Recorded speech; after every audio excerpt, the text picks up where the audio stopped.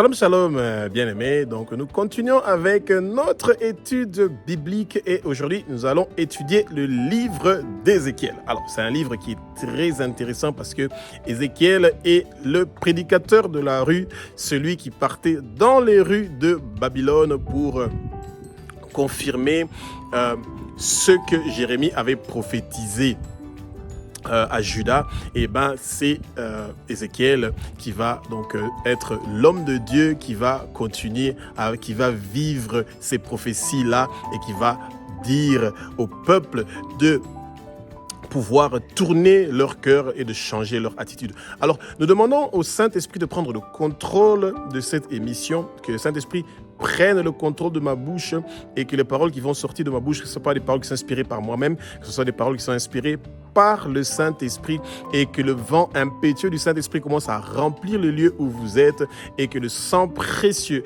de Jésus-Christ de Nazareth avec toute sa puissance commence à détruire toute chose qui veut vous empêcher de recevoir la vérité, de recevoir ce message qui vient du Seigneur et que le sang précieux de Jésus commence à détruire toute maladie et toute douleur qui vous empêche de pouvoir être tranquille, d'avoir la paix, d'avoir le repos. Que toute maladie qui est en train de déranger votre corps reçoit le feu du Saint-Esprit et que ça disparaît de votre corps immédiatement. Que tous les problèmes qui sont en train de vous déranger et qui sont en train de vous attaquer dans vos pensées pour que vous ne puissiez pas avoir la paix et le repos, que tous ces esprits-là d'inquiétude et d'anxiété vous lâchent maintenant au nom puissant de Jésus-Christ. Que tout esprit de Léviathan, que tout esprit de serpent, de python qui est en train de vous déranger, tout esprit de mari ou de femme de nuit qui dérange votre vie, qui vous empêche de pouvoir prier, de pouvoir lire la parole, de pouvoir vous attacher au Seigneur, que ces esprits-là vous lâchent maintenant.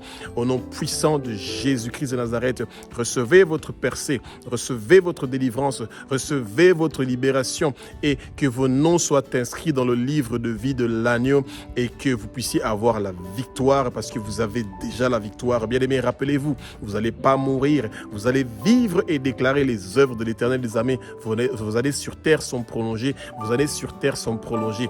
Aucun accident ne va vous arriver, bien-aimés. Il n'y aura rien de mauvais qui va vous arriver. Continuez à être dans la présence du Seigneur et ayez soif. Buvez l'eau pure qui vient de la source de Jésus-Christ de Nazareth. Aucune maladie ou infirmité ne va venir vous visiter. Aucun empoisonnement de votre boisson, de votre nourriture ne va réussir ou prospérer. Votre sang ne va pas couler au nom puissant de Jésus-Christ de Nazareth parce que vous êtes un élu.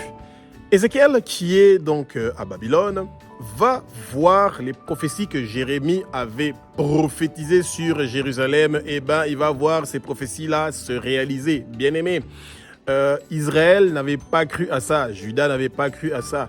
Quand nous sommes en train de faire des péchés, c'est très facile de faire les péchés. Et que quand on pense que quand nous sommes en train de faire des péchés, il n'y aura pas de conséquences à ces péchés-là, qu'une simple prière suffit pour effacer ces péchés-là. Oui, les péchés sont effacés quand nous recevons Jésus, bien sûr, mais il y a toujours des conséquences et nous pouvons prier pour que les conséquences de nos péchés ne puissent pas retomber sur nous, sur nos enfants et sur les générations à venir.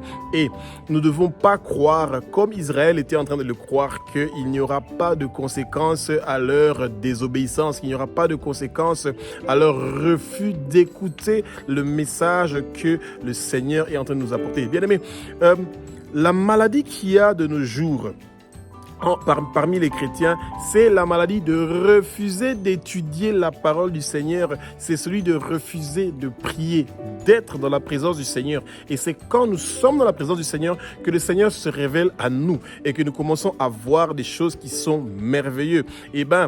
Ézéchiel voyait dans ses visions des hommes avec des faces de lions et de vaches.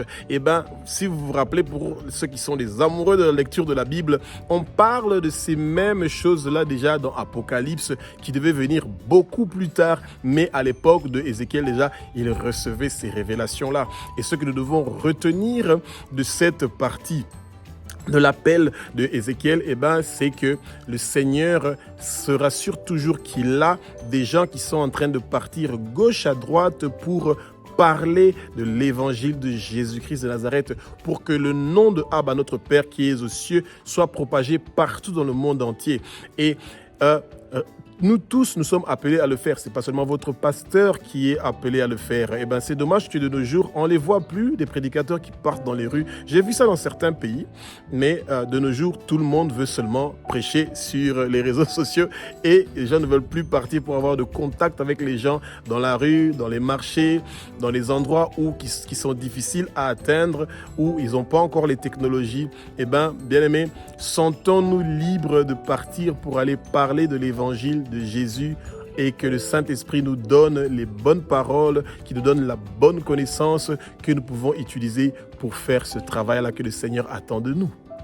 Le livre d'Ézéchiel nous rappelle effectivement les prophéties que Jérémie avait déjà, dont Jérémie avait déjà parlé de ça à Israël quand ils étaient à Jérusalem.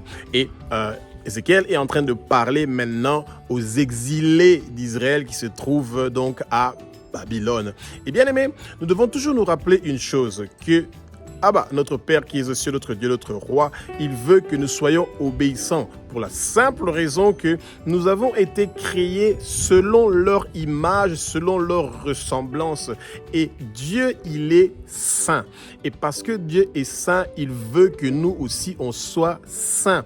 Il veut que nous aussi, nous arrêtons de pécher, que nous éloignons de péché et que nous ayons la crainte du péché et que nous ayons la crainte de Dieu et que nous cherchons à être dans sa présence.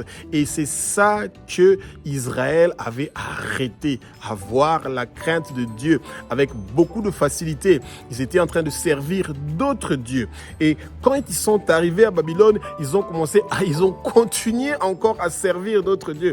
Ils ont continué à se prosterner devant d'autres dieux. Ils ont continué à brûler des encens pour d'autres dieux. Ils ont continué à adorer d'autres dieux bien-aimés. Si vous voulez absolument avoir la colère de Dieu sur vous, sur votre famille et sur les générations qui vont venir, et vous devez donc commencer à faire ces choses-là. Bien-aimés, faites cette petite prière ensemble avec moi. Vous dites, Abba, notre Père qui es aux cieux, notre Dieu, notre Roi, au nom puissant de Jésus-Christ de Nazareth, je demande pardon pour moi, pour mes parents, pour mes ancêtres, pour toute ma famille, pour tous les gens qui sont proches de ma famille, d'avoir adoré d'autres dieux, d'avoir servi d'autres dieux, de nous avoir prosternés devant d'autres dieux, d'avoir brûlé des parfums pour d'autres dieux. Nous demandons pardon et nous allons plus répéter ces choses-là et nous demandons de recevoir le baptême du feu du Saint-Esprit, que le Saint-Esprit vienne dans notre vie. Nous voulons être remplis du Saint-Esprit,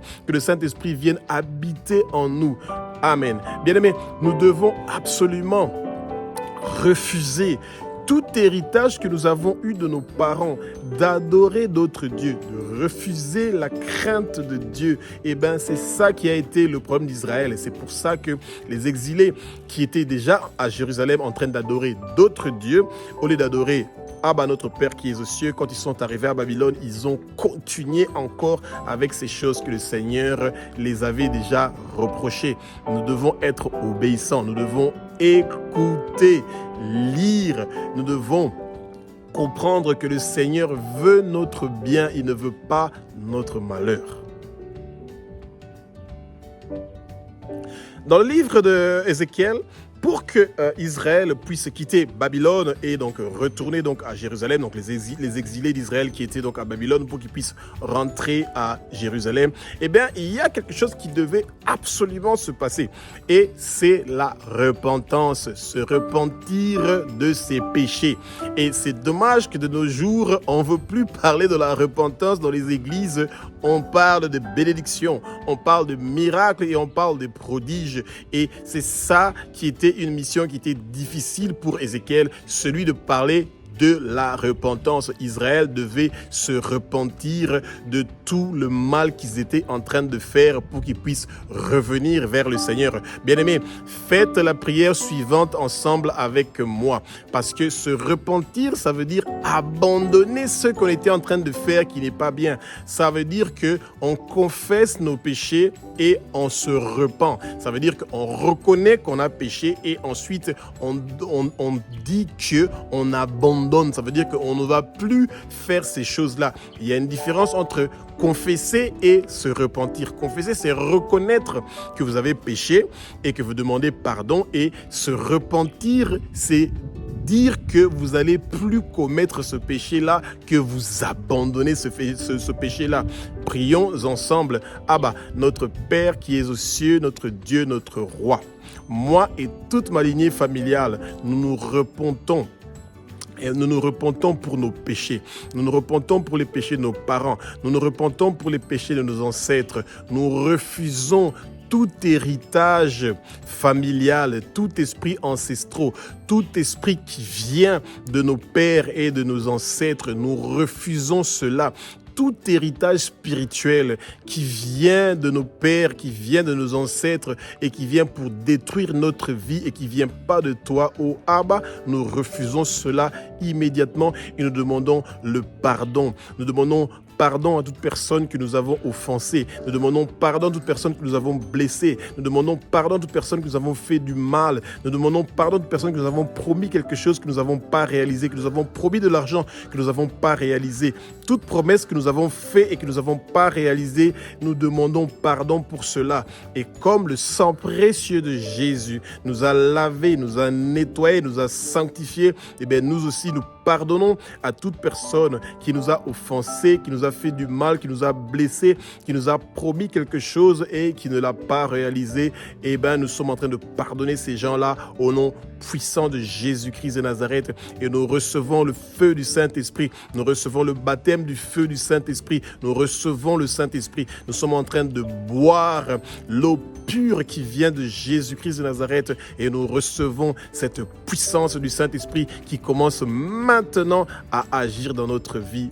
Amen. Bien-aimés, c'est très important. Eh bien, de nos jours, les gens veulent d'abord avoir les miracles et les prodiges sans la repentance. Eh bien, la repentance est la première chose que nous faisons pour pouvoir recevoir la plénitude de la puissance que le Père a prévue pour nous.